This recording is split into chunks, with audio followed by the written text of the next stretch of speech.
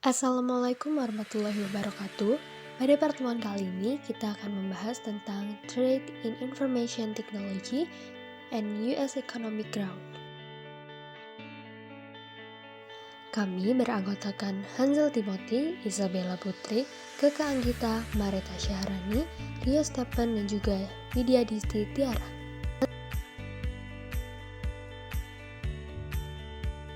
Baik, selanjutnya kita masuk ke materi. Perusahaan wirausaha di Amerika Serikat menemukan sebagian besar teknologi informasi yang kita gunakan saat ini, termasuk ada perangkat keras dan perangkat lunak, serta layanan komputer juga komunikasi. Pada tahun 1960-an sampai dengan 1970, ada suatu perusahaan yang mengembangkan komputer mainframe pertama kali, dan kemudian kelas menengah sampai akhirnya memimpin sektor teknologi informasi. Pada awal tahun 1980, produksi komoditas komponen untuk komputer seperti chip RAM berpindah produksi ke Jepang dengan biaya rendah, kemudian ke Taiwan dan ke Korea. Lalu dengan segera komponen perangkat keras dialih-dayakan semuanya ke pabrik asing. Namun pada tahun 2000-an Amerika membatasi diri untuk memproduksi komponen komputer yang hanya bernilai tinggi, yaitu seperti mikroprosesor yang dibuat oleh Intel.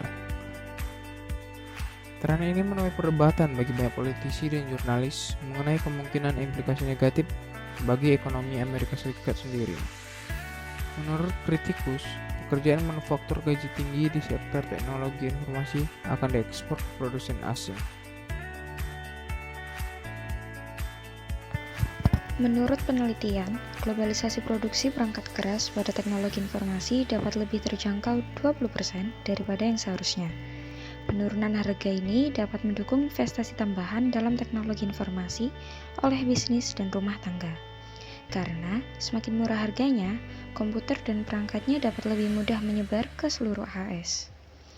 Beberapa penelitian dan pendapat menyatakan bahwa ekonomi AS tumbuh pada tingkat yang lebih cepat karena produksi perangkat keras TI dialihkan atau diproduksi pada pihak asing. Bukti pendukung lainnya akan hal ini yaitu adanya penurunan harga untuk perangkat keras yang dimungkinkan oleh perdagangan internasional, menciptakan banyaknya pekerjaan di dua industri terkait perangkat lunak dan layanan komputer. Selama tahun 1990-an, jumlah pekerjaan di bidang teknologi informasi di Amerika Serikat tumbuh sebesar 22%. Ini merupakan kenaikan sebesar 2 kali lipat tingkat penciptaan lapangan kerja dalam perekonomian secara keseluruhan. Hal ini dapat dikaitkan dengan permintaan yang kuat untuk perangkat lunak dan layanan komputer di Amerika Serikat. Sebagian juga karena permintaan untuk perangkat lunak dan layanan dari orang asing. Masuk ke pertanyaan diskusi kasus yang pertama, selama tahun 1990-an dan 2000-an, perusahaan perangkat keras komputer di negara maju tertentu secara progresif memindahkan produksi komponen perangkat keras ke luar negeri, seringkali mengalihdayakannya ke produsen di negara berkembang. Apa yang dikemukakan oleh teori perdagangan internasional tentang implikasi tren ini bagi pertumbuhan ekonomi di negara-negara maju tersebut? Menurut penelitian, globalisasi produksi membuat perangkat keras teknologi informasi sekitar 20% lebih murah daripada yang seharusnya. Penurunan harga mendukung investasi tambahan dalam teknologi informasi oleh bisnis dan rumah tangga, karena semakin murah komputer menyebar ke seluruh Amerika Serikat lebih cepat. Beberapa orang berpendapat bahwa ekonomi Amerika tumbuh pada tingkat yang lebih cepat justru karena produksi perangkat keras teknologi informasi dialihkan ke pihak asing.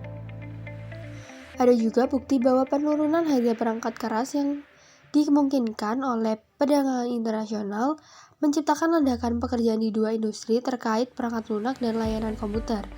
Beberapa orang berpendapat bahwa membeli perangkat keras komputer dari orang asing dibandingkan dengan membuatnya di Amerika Serikat memiliki signifikan positif yang dampak terhadap ekonomi Amerika Serikat yang melebihi efek buruk dari kehilangan pekerjaan di sektor manufaktur.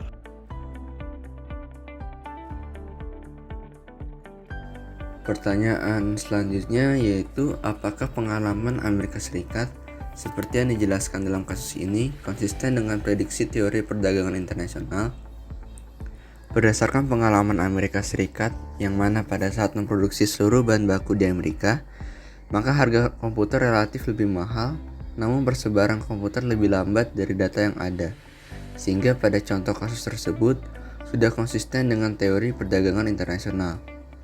Hal ini dikarenakan dalam teori perdagangan internasional yang dikemukakan oleh Adam Smith, perdagangan internasional memfokuskan pada keuntungan mutlak yang menyatakan bahwa suatu negara akan mendapat keuntungan mutlak dikarenakan negara tersebut dapat memproduksi barang dengan biaya yang semakin rendah dibandingkan negara lain.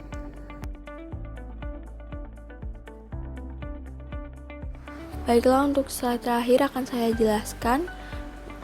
Di slide terakhir ini membahas tentang implikasi teori dan data bagi kebijakan pemerintah di negara maju seperti Amerika Serikat. Nah, untuk poin yang pertama ini, teori perdagangan baru dan keunggulan kompetitif Berlian Porter menunjukkan bahwa keberhasilan sektor teknologi informasi Amerika Serikat disebabkan oleh kebijakan pemerintah. Dengan mempertahankan kebijakan yang dirancang untuk memfasilitasi pertumbuhan industri, Amerika Serikat dapat mendorong kesuksesan. Kemudian untuk poin kedua, membahas tentang strategi perusahaan di industri komputer seperti Dell atau Apple Computer.